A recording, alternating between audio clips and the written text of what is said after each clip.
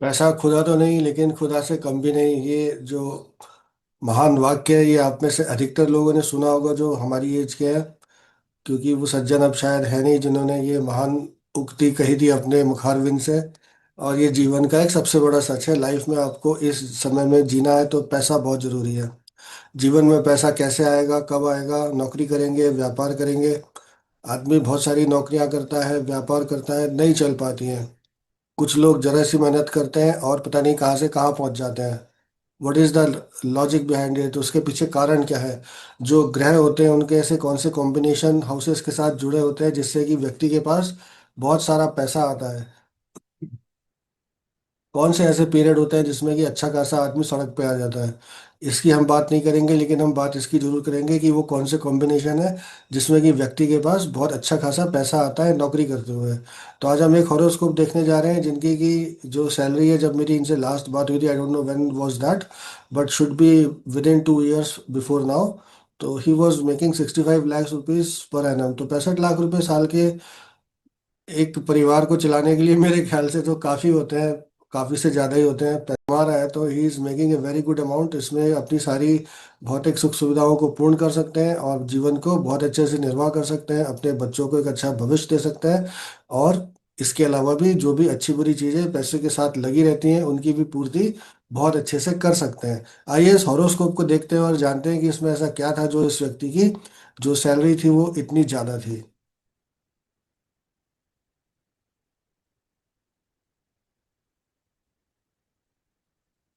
पैसे का जो सबसे बड़ा घर होता है वो छठा घर होता है। 2 6 10 11 का कॉम्बिनेशन जीवन में आपको कहाँ से कहाँ ले जाता है इंसान सोच भी नहीं सकता। तो इस कुंडली में अगर हम देखें, इनकी कुंडली में जब इनकी 20 साल के हुए तो 1977 का जन्म है।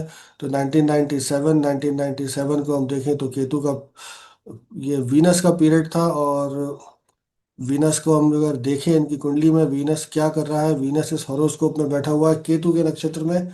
और वीनस का जो सबलॉर्ड है वीनस खुद है। इस कुंडली के अगर हम हाउसेस को देखते हैं तो वीनस का जो अधिपत्य है, दसम भाव पे टॉरस आ रही है, थर्ड भाव पे लिब्रा आ रही है। तो दशम भाव का रूलर होकर वीनस केतु के स्टार में है। केतु को अगर हम देखें तो केतु और वीनस दोनों ही जो 9th हाउस है उस पर जो राशि आ रही है एरीज, अर्थात केतु मंगल का एजेंट है। मंगल जो है इस कुंडली में छठे घर में बैठा है। इस कारण से वीनस छठे घर का एजेंट बनता है। केतु अपने ही स्टार में, मतलब केतु बहुत ही स्ट्रांग है और केतु का सबलॉर्ड वीनस है, तो दोनों बहुत ज्यादा इंटरकनेक्टेड है। इस कारण से 6th हाउस से कनेक्शन इनका बहुत अच्छा बना हुआ है। पैसे का जो सबसे बड़ा घर होता है वो छठा घर होता है, उससे बड़ा कोई हाउस पैसे का होता नहीं है।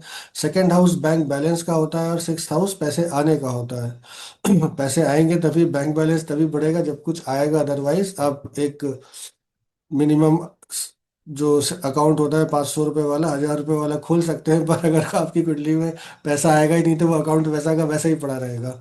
So the most important house is 6th house. तो आइए देखते हैं इनको। शुक्र की दशा मिली, वो छठे घर से दशम भाव से दोनों से कनेक्टेड था।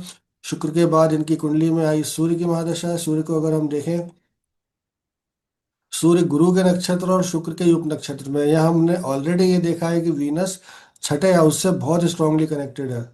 गुरु को हम देखें तो गुरु सूर्य के नक्षत्र में और अपने युग नक्षत्र में गुरु दशम भाव में बैठा हुआ है। सन बीइंग द एसेंडेंट लॉर्ड इस हॉरोस्कोप में 7th हाउस में है। और गुरु जो है 10th हाउस में बैठा हुआ है। और सूर्य का जो उपनक्षत्र स्वामी है सूर्य खुद ही है। दशम भाव को बहुत ज्यादा बल मिला सूर्य की दशा में, इन्होंने प्रगति करी होगी, जो भी करा ये तो मुझे पता नहीं है।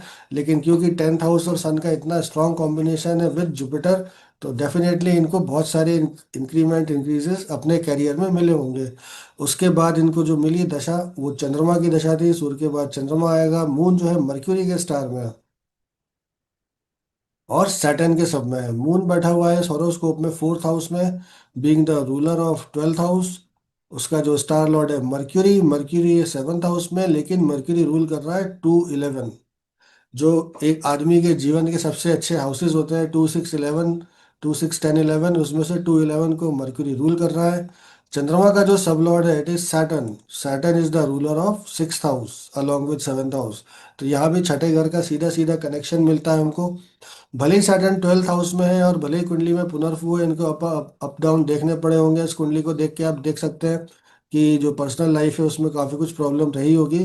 But that is not the point here, he is making a very good amount in his life.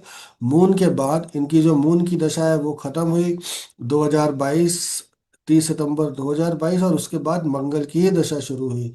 ये 2022 के बाद ही मैंने देखा होगा, जहाँ तक मुझे लगता है। मंगल इस कुंडली में छठे घर में बैठा है, जो कि सबसे इंपॉर्टेंट हाउस है पैसे का, और मंगल का स्टार लॉर्ड मंगल खुद है। और मंगल का सब लॉर्ड है मर्क्यूरी। यहाँ पे आप देखें तो 2 6 11 का सीधा सीधा कॉम्बिनेशन मंगल की महादशा में इनको मिला। इसीलिए ये अपने जीवन में इतना ग्रो कर गए। नहीं तो आप देखते हैं कि बहुत से लोग 10 15 हज़ार रुपए की नौकरी जीवन में करते रहते हैं, या आगे बढ़ते हैं 30 40 हज़ार, या 1 2 लाख रुपए महीना, 4 लाख रुपए महीना।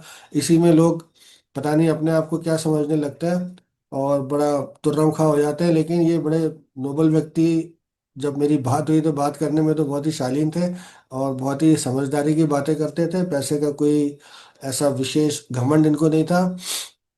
लेकिन हमें उन सब से मतलब नहीं, हमें देखना है कि क्या आपकी कुंडली में भी आप देख सकते हैं कि छठे घर से अगर आपका कनेक्शन बहुत स्ट्रांग बन रहा है, एक तो दशाओं के साथ, और दूसरा पैसा कितना आएगा उसको हम देखते हैं सेकंड कस्पल सबलॉर्ड और सिक्स्थ कस्पल सबलॉर्ड से। सेकंड कस्पल सबलॉर्ड यहाँ पे राहु है। राहु को हम देखें तो मंगल की नक्षत्र में बैठा है। मतलब सेकंड कस्पल सबलॉर्ड का सीधा कनेक्शन सिक्स हाउस से बना हुआ है। छठे घर के सबलॉर्ड को हम देखें तो वो सैटर्न है। सैटर्न जैसा कि हमने देखा छठे सातवें घर को रूल करके 12th हाउस में है, but in the star of mercury, जो कि 2 11 का रूलर है। साथ ही साथ और 2 11 दोनों हाउस खाली है, तो वहाँ कोई प्लानिट है नहीं। अगर हम केपी चार्ट में देखते हैं तो भी वो वेकेंट है। तो Mercury has the power to give the result of 2 11 houses. Plus Saturn का जो सब लॉर्ड है it is Venus, because star sub is Mercury, so we will take Venus as the sub lord. Venus को हमने already देखा हुआ है कि Venus बहुत ज़्यादा 6th हाउस से कनेक्टेड है। So these are the parameters मित्रों। अगर ये वो माप हैं जिनके द्वारा आप जान सकते हैं कि आपकी खुद की कुंडली में क्या आप कभी इतना पैसा या इससे ज़्यादा पैसा या बहुत सारा पैसा कमा पाएंगे। बेसिकली जो अपार धन संपदा का योग होता है केपी के हिसाब से, अगर 2 6 10 11 के कस्पल सब लॉर्ड के स्टार लॉर्ड वो प्लैनेट है जो कि 2 6 10 11 हाउसेज में ही बैठे हैं, तो ऐसा व्यक्ति अपने जीवन में अथाह धन संपत्ति प्राप्त करता है। इतना पैसा प्राप्त करता है कि वो अगर एरोप्लेन से भी फेंकेगा तो फेंकता ही रहेगा, खत्म नहीं होगा। हमने मुकेश अंबानी और बिल गेट्स के हॉरोस्कोप देखे थे, दोनों की कुंडली में ये योग मौजूद था। उसके साथ ही उनको वो दशाएं समय के साथ मिलती चली गई, जिससे कि उनके धन में उत्तरोत्तर वृद्धि होती चली गई। इसको आप एक केपी का वो भी मान सकते हैं, इस वीडियो को आप एक केपी का एग्जाम्पल हॉरोस्कोप भी मान सकते हैं फाइनेंसिस के लिए। और आप अपनी हॉरोस्कोप भी देख सकते हैं कि क्या आपके हॉरोस्कोप में ये कॉम्बिनेशन दिया हुआ है, आगे चल के क्या आपके जीवन में इतनी सारी धन संपदा आने की कोई गुंजाइश है कि नहीं। तो मित्रों, फिर मिलते हैं आपसे अगली वीडियो में। तब तक के लिए नमस्कार। प्लीज़ लाइक शेयर सब्सक्राइब जरूर कीजिएगा अगर आपने इस वीडियो से कुछ सीखा है तो। और अगली बार फिर आऊँगा कोई नया हॉरोस्कोप लेके, केपी के नए रूल्स के साथ, जिससे कि आपको समझने में भी आसानी हो। तो कृष्णामूर्ति पद्धति आप सीखना चाहते हैं तो मैं सिखाता हूँ, ऑनलाइन क्लासेस लेता हूँ, और कंसल्टेशन के लिए भी आप मुझसे संपर्क कर सकते हैं। Take care, see you then, bye bye.